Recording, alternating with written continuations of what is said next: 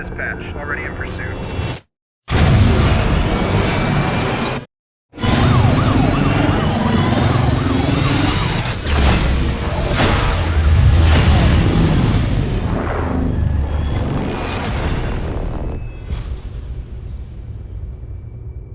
I'm looking for something.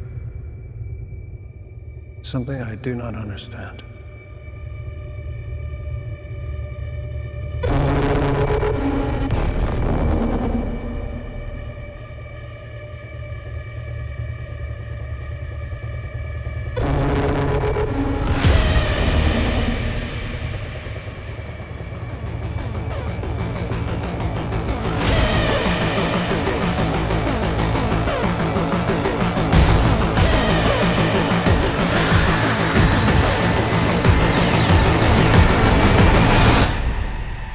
Ready?